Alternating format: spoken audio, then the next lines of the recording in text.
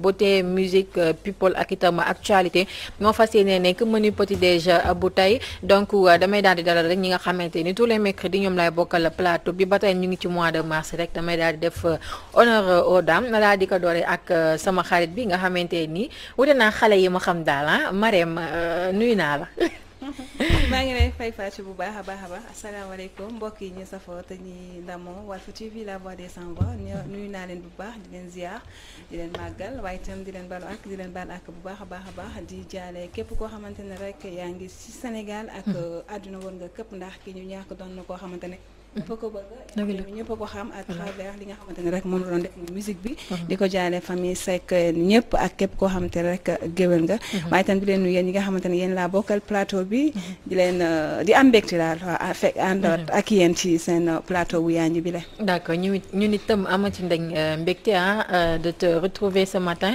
tey nga fas yéene ñu indil lan ci rubrique mode et beauté waaw tey mode rubrique et beauté ñu fas yéene àndandoo ak yéen ci li nga xamante ne rek mooy ay pose te ñu tàmm di ko def ñun jigéen ñi lépp ci yokk rek suñu taax comme mode et beauté la ñuy wax te beauté jigéen fépp fu ñu ko natt rek weesu na fa. d'accord loolu dina ma neex pose ongle la ñuy waxtaanee tey moo tax ma def samay ay affaire bu baax tey samay loxo say boo mañtul émission bi yëpp nii laay def teg samay loxo fii. waaw noonu des luy fay di génnee samay pose ongle incha allah mi ngi noonu donc moom la ñu fas yéene waxtaanee tey ci biir rubrique mode et beauté Salma Ibrahima Fall Niang. sama belle-sœur boobu nekk ci kër ga daal génnee na la ci.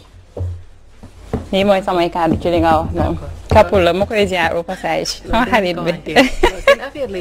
sama xarit boobu macha allah bu belle-sœur yëpp meloon ni moom ñu jël. maa ngi lay fay sama xarit boobu bu ci wax dara de. dañoo jëlante sama xarit la. ma lay nuyu bu baax en Fatou Ka di nuyu Lune Beau l'éternel retardataire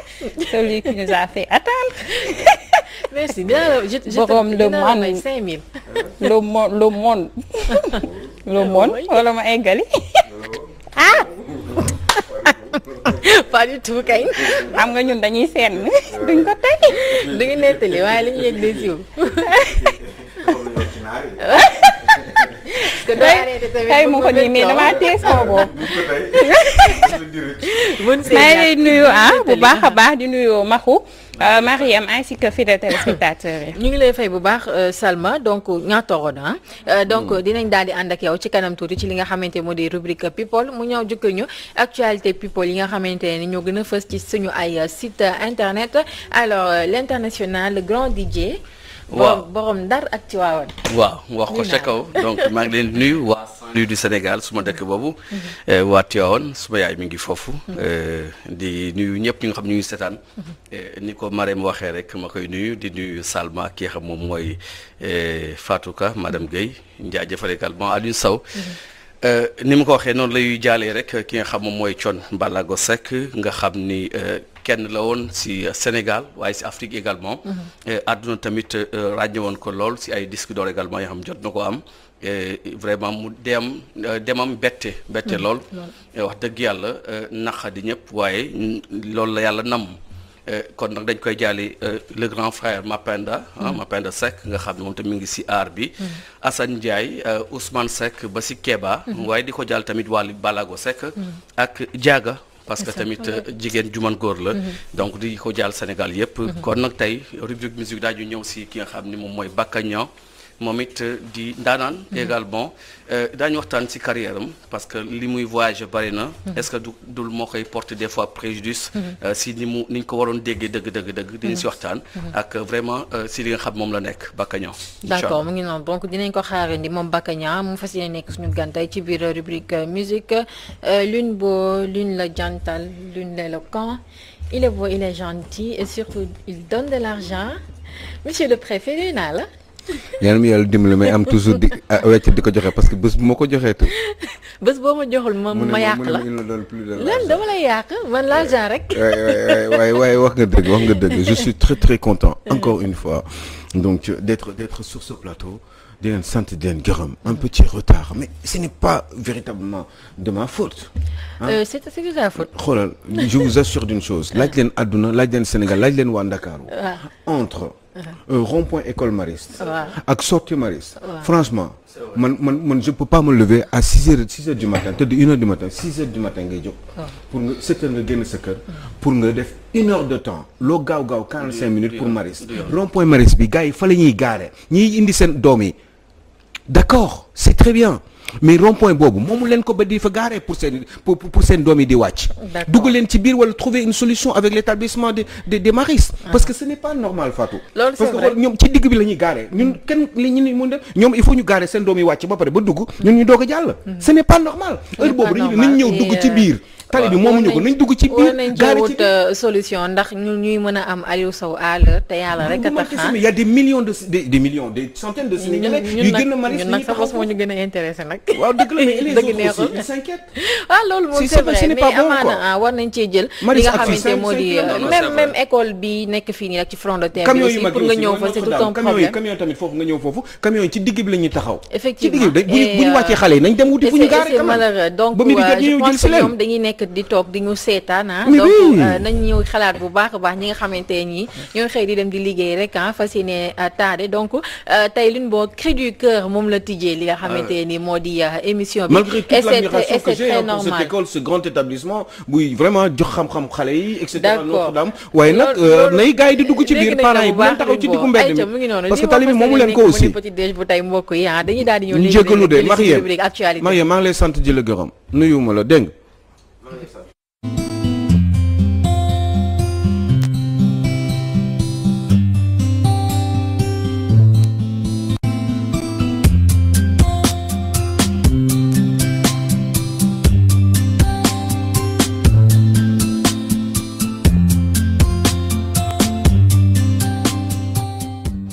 son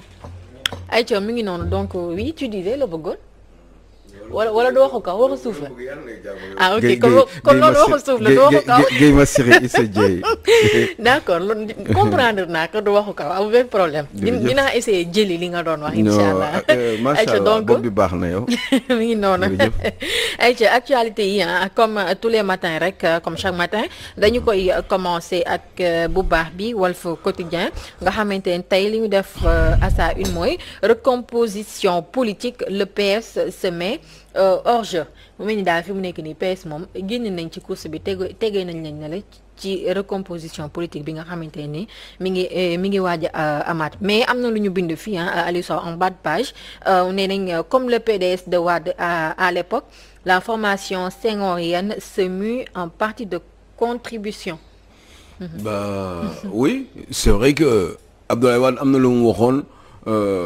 bi Parti socialiste jógee fii après 40 ans justement de règne entre 1960 ak donc 2000 et ben yàlla dafa defoon ni bi ñu demee bi Abdoulaye Wade ñëwee ci nguur gi et ben Abdoulaye Wade avait dit que ni il lui fallait avoir justement des libéraux qui resteraient au pouvoir pendant au moins 50 ans. Je crois qu'il faisait allusion aux 40 ans de PS. Et il s'est dit que ni moom tam dina def à peu près la même chose avec les libéraux dans le pays. En tout cas, c'était ça son souhait. PS ñëw nag loolu xalaatu Abdoulaye Wade la woon mais PS bi mu perte élection yi en 2000 ñëw il lui fallait quand même un certain nombre de temps pour se refaire une sympathie chez les Sénégalais loolu dafa xawoon na difficile tuuti ci moom rappelez que Ousmane Tanor Dieng a tenu difficilement le Parti socialiste pendant 12 ans en étant dans l'opposition. Il a fallu que Macky Sall arrive au pouvoir et que Abdoulaye Wade parte du pouvoir pour que justement ñoom ñu commencé waat di ñëw mais xam nga bu fekkee da nga def 40 ans ci réew nga toog 12 ans nekk dans l'opposition pour nga muy 52 ans et ben pour nga dellu siwaat day ci bëtu sénégalais yi day xaw a metti parce que lu bari dañ leen ko yàkkoon ñoom surtout par rapport à ces 40 ans de socialisme. Donc du coup eh ben ils sont en train certainement de se refaire une certaine santé par rapport à la sympathie chez les Sénégalais et ça c'est très difficile pour eux. C'est très difficile pour eux parce que surtout li ko gën a mettil loolu bu weesoo wàllu gis-gis bi sénégalais am ci parti socialiste après 40 ans de règne am na leneen loo xam ne mu am na solo trop mooy le parti socialiste pratiquement a tendance à se déprécier dans le temps mais ci adduna bi boo leen di xool PS yëpp ñi ngi commencé di daanu mais surtout un PS sénégalais qui est issu justement de ce PS donc français PS français boobu nga xam ne avant mu ngi tuddoon la SCFIO donc muy la section française de l'internationale ouvrière donc forcément bu demee noonu PS Sénégal doomu PS ou France la moom moo ko jur donc gis ngeen en France aussi c'est la même chose au Portugal c'est pareil dans les pays socialistes gis ngeen même international socialisme sax dajeetuñu ni ñu daan dajee ci àdduna bi comme les internationaux libéraux li ñuy def ci àdduna bi parce que dajeetuñu parce que on a tendance à comprendre que ni socialisme ci boppam mooy déprécié wu le mot socialiste aura tendance dans un avenir au fur et à mesure du temps di déprécié wu maanaam dina dem ba dootul exister ti en France parti socialiste pratiquement amatul te gëwma ni fii ak 5 ans 10 ans parti socialiste dina ñëwaat ci nguur gi gis ngeen ni Macron comment il est arrivé au pouvoir avant Macron c'était Sarkozy am na benn intermédiaire entre François Hollande benn juróomi at mais gis nga bi mu ñëwee avec le régime du PS eh ben benn mandat rek la def et il est parti donc comme ni mu ñëwee finalement ki ko remplacé mooy ki nga xam ne moom dafa équilibré entre la gauche socialiste et justement la droite donc libérale moom la équilibre kooku mooy équilibre boobu moom moo génn ci gis-gisu français yi ba français yi choisir ko muy Emmanuel Macron et je crois que ni loolu mooy continuer donc à l'avenir parce que tout simplement PS moo bi moom moo doy dafa yàgg ça fait pratiquement 60 ans 70 ans que le parti socialiste existe léegi gars yi leneen la ñu bëgg un monde d'équilibre avant dafa amoon ñaari branche une branche socialiste et une branche libéral léegi libéraux yi ñoo am tendance di ak social-démocratie si je puis dire tel que l'Allemagne etc ñoo am tendance di équilibrer mbir yi parce que on part du principe que trop de gauche ce n'est pas une bonne idée pour faire développer un pays il faut libérer les initiatives te pour libérer les initiatives il faut avoir des tendances justement donc des tendances je vais pas dire capitalistes mais des tendances libérales parce que il faut libérer les initiatives bàyyi ku nekk booy xool régime socialisme ni muy fonctionner en général dañuy tënk ñu bari on vous empêche d'avancer on ne libère pas forcément les initiatives donc c'est très très compliqué état d'esprit boobu noonu mun na defar administration mun na defar bu PS bi mun na defar administration mun na dëgëral réew gis nga dañu daan wax Abdou Diouf dafa liggéeyal administration bi dañu former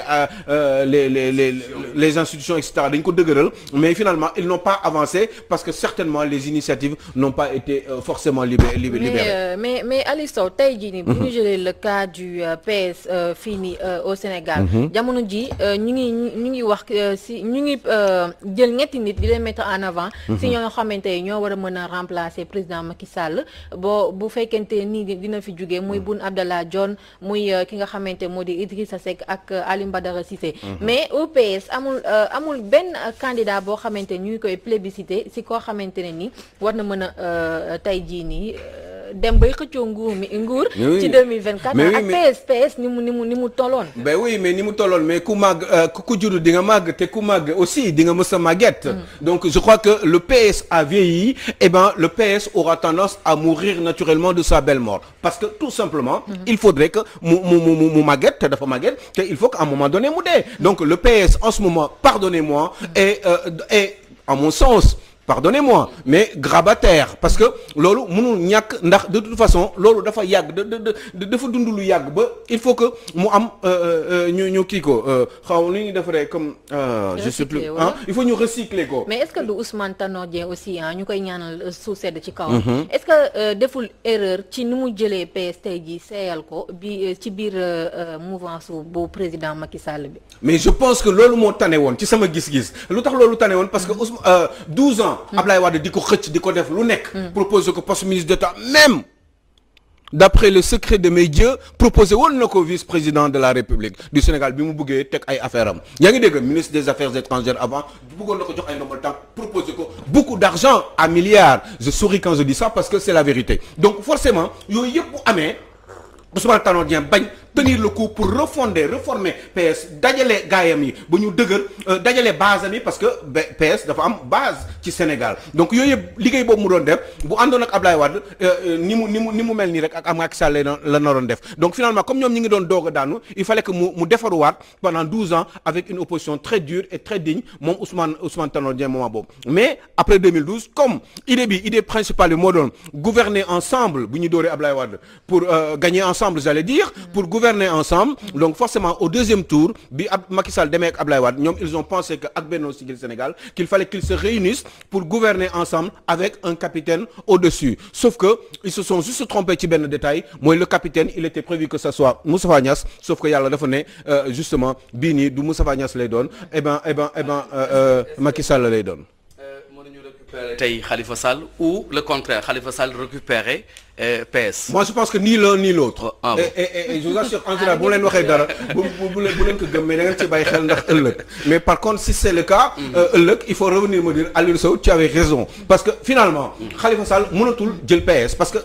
Khalifa Sall waa PS en tout cas ci seen majorité ñi ko jiite nawlawuñu Khalifa Sall parce que bëgguñu mu jiite ko parce que ce n'était pas le souhait naturellement yàlla na ko yàlla yërëm de Ousmane Tanor Dieng il ne le voulait plus pour X raisons des fois d'ordre privé je pense et je souris encore quand je dis ça et pourtant Khalifa Sall aurait pu être justement le garçon qui est arrivé surtout au Parti socialiste à l'âge de 17 ans qui est expérimenté qui a eu à gérer justement comment dire certaines fonctions au sommet de l'État donc kooku amoon na expérience pour contrôler le PS sauf que dans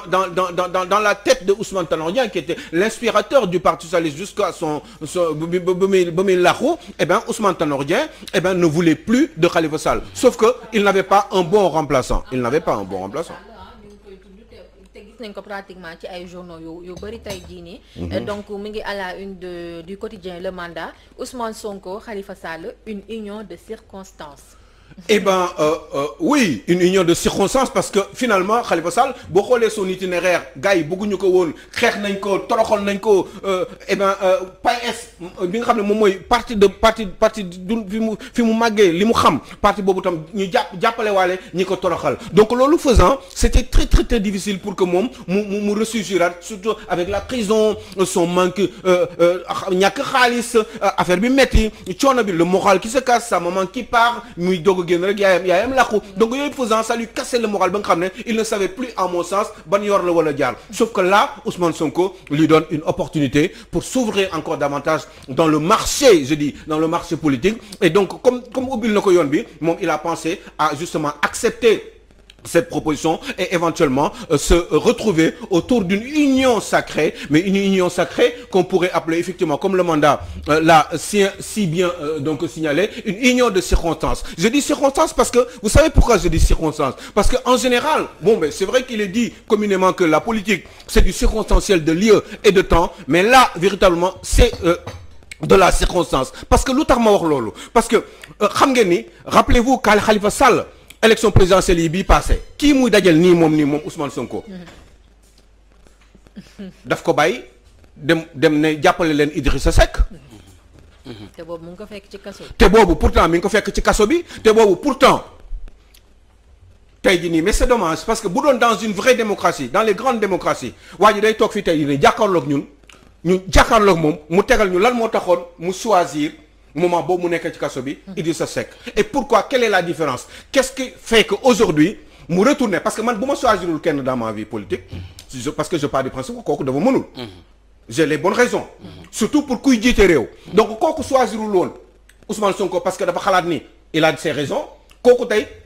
le choisir muy Ousmane Sonko tey jii nii pour ñu ànd pour liggéeyandoo mais est-ce que aussi daf ko tontu si ça une absolument union de circonstances pour tout simplement mais circonstance bi mooy lan mooy fexe ba dajaloo dóoru Macky Sall mais est-ce que ci intérêt réew mi la parce que est-ce que Benno Siggil Sénégal Benno Bokk Yaakaar ce n'était pas une union de circonstances Benno boobu Ablaye Wade bañoon na ko ak Moustapha Niasse moo tax Ablaye Wade avait réussi entre 2001 ak 2012 li mu bëggoon def na ko parce que bu continuer woon di union ak Moustapha Niasse avec l'AFP mënul woon nekk moo tax bi Moustapha Niasse defee 1 an ak moom 11 mois ci la ko Ablaye Wade dàq parce que loolu mënul nekk gis nga union de circonstance bi ma wax nii xam nga lu tax parce que à un moment donné Fatou Ka bu fekkee ni da ngeen di liggéey juste parce que da ngeen bëgg a daaneel kenn moo tax ngeen daje boo leen ko daaneelee et après boo leen ko daaneelee ba pare lan ngeen di def évidemment daaneel ngeen Abdoulaye Wade pour Benno Bokk Yaakaar parce que APR Yaakaar ak Benno Siggil Sénégal ñoo daje tuddee seen bopp Benno Bokk Yaakaar deuxième tour fexe ba daaneel Abdoulaye Wade parce que il fallait une union encore de circonstances et moment boobu Macky Sall nekk na ci nguur gi mais entre 2012 ak léegi qu'est-ce qui a évolué xool leen les entrées et sorties il y a même des gens yoo xam ne bokkuñu woon ci union bi ils étaient dans l'opposition sénégalais yi bëgguñu leen woon dañ leen comment dire wàccu woon et bien pourtant Macky Sall s'est permis de les remettre encore dans la selle gouvernementale waaw loolu noo koy expliquer kon finalement union yi yëpp c'est du leurre pour les sénégalais. moo tax bu ñu demee ba sa cappaandaw gi est-ce que problème mu comme yaa ngi ko fi doon wax des mois ci ginnaaw. doo ma jiite problème boobu est-ce que du ñëwaat bu ñu demee ba sa cappaandaw gi du ma nangu kii jiite ma. mais moi je ne peux pas imaginer que Khalifa Sall taxaw honnêtement. ci élection présidentielle. ne même moom bu ko nangu woon sax. gars ñi ko wër. dañ ko naan xale bii du ñu jiitu. c'est dommage parce que Macron est né en 1977 Macron Emmanuel président de la République française il est né en 1977. est-ce que xam ngeen ñoo maa ko mag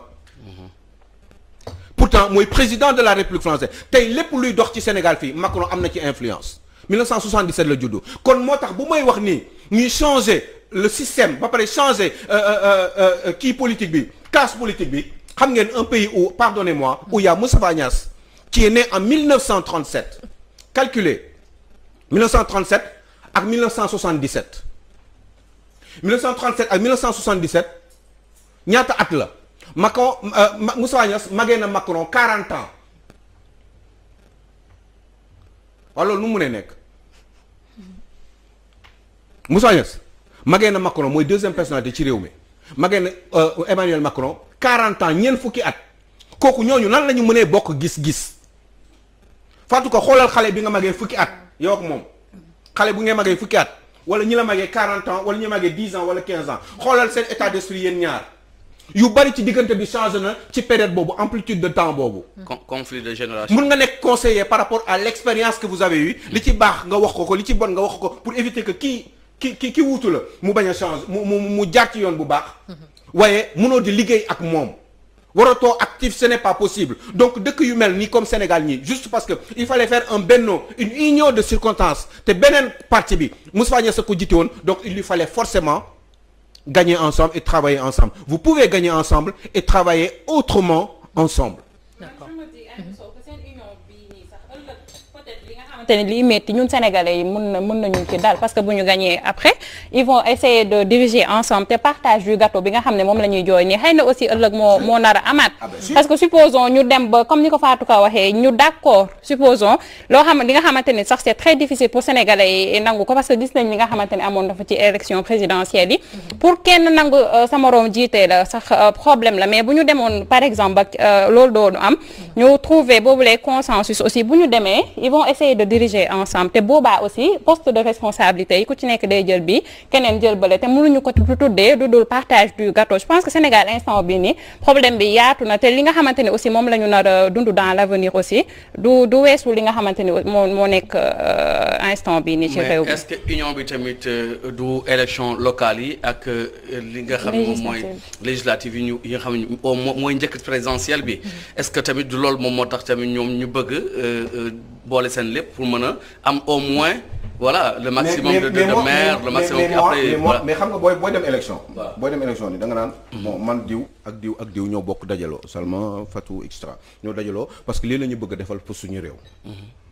parce que dafa leer moment boobu que ni yéen li ngeen teg nii ci programme loolu yéen bu ñu leen falee loolu ngeen promettre Sénégalais moom ngeen defal maanaam ci lépp finalité bi mooy ngëneel boo leen ci waxee ba pare ngeen gagné ñun ñii ñu gagné quoi man yow ak Salma ak Fatou ak Mariem bi ñu gagné ba pare ni yaa ngi dégg après man ma génne Mariem génne Maxu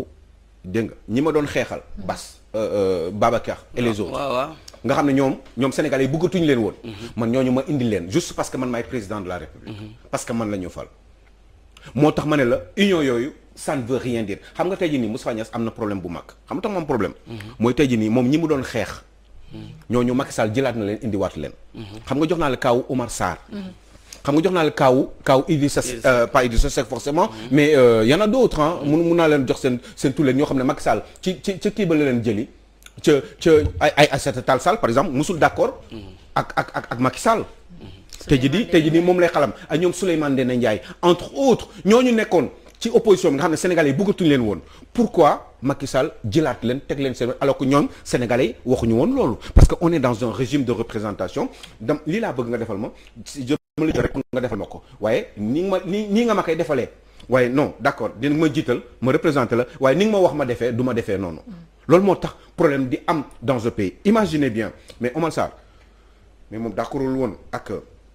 Macky Sall bëggul woon Macky Sall nekk président Amadou Ba Makhtar Cissé Aly Ngouille Ndiaye ñooñu dañu àndoon ak Macky Sall tey pourtant Macky Sall daf leen dàq léegi lan la def dem jëli ñi nga xam ne ñoom bëgguñu ko woon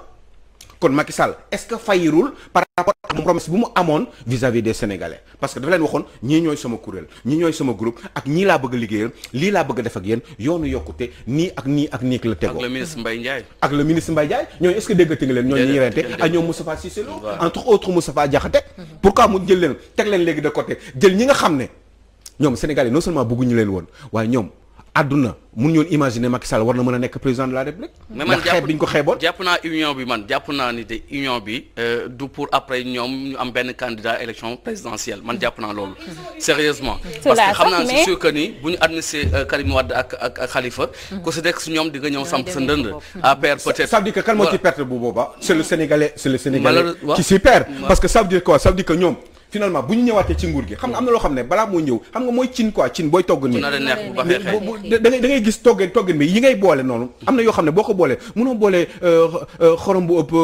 maginokos et puis je sais plus moi les autres yooyu noonu après lekk bi du kii du baax lekk il faut nga mesurer il faut que si c'est pas bien dosé loolu du mais nokos non c'est pas vrai ce que ñun dañ la bëgg gis nga fi mu ne da nga ne maginokos rek ci studio bi ñëpp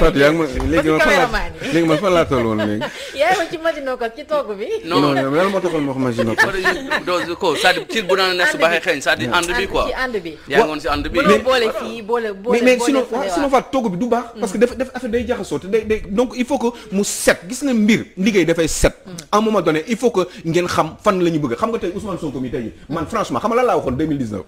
dama ne est-ce que xam ngeen leen Macky Sall dina am un deuxième mandat ñu may yuuxu ñu ne kii dof gu nekk France la xamul lu xew. man leen xamul lu tax Macky Sall di am deuxième mandat. parce que tout simplement. ki war a remplacer Macky Sall. opposition bi bëgguñu ko. parce que gis nga moment boobu ñu ne ma lan nga bëgg wax man leen dama xam nga lan laa leen wax gis nga Ousmane Sonko. bu ñëpp dajaloo woon ci moom. ñoom Mamadou Lamine Diallo. ñoom machin tey Mamadou Lamine Diallo xam naa ni mi ngi jooy xam nga tax muy jooy. parce que am na lu ko naqari. parce que bi muy soutenir. Idrissa Seck lii yëpp xaaru ko woon. dañ ko laaj mu ne moom.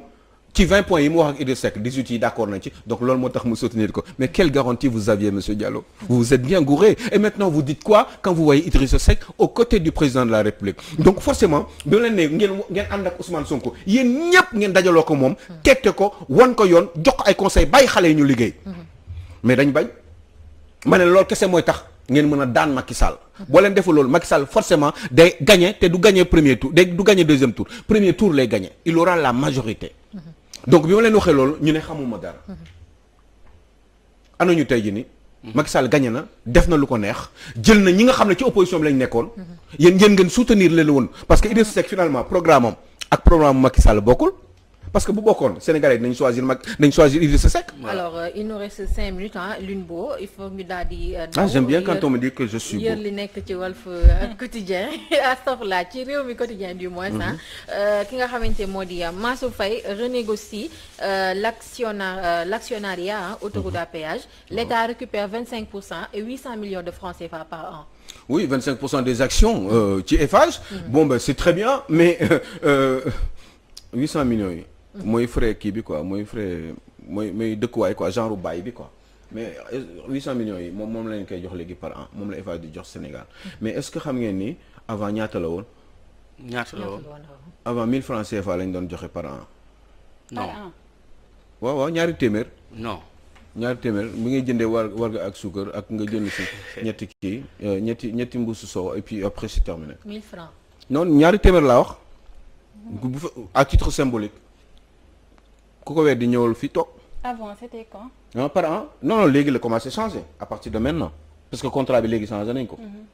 mais avant 1000 francs CFA lañ doon joxe à titre symbolique pour location tali bi location suuf si fi tali bi di jaar nañ ko loué genre bàyyi la quoi. mais 1000 francs lañ doon joxe CFA 1000 francs ñaari téeméer laa wax. léegi 800 millions bon ben c'est très bien. ñaari téeméer Aliou Sow il faut nga taxaw foofu ñaari téeméer par an ñaari téeméer par jour ñaari téeméer par mois wala.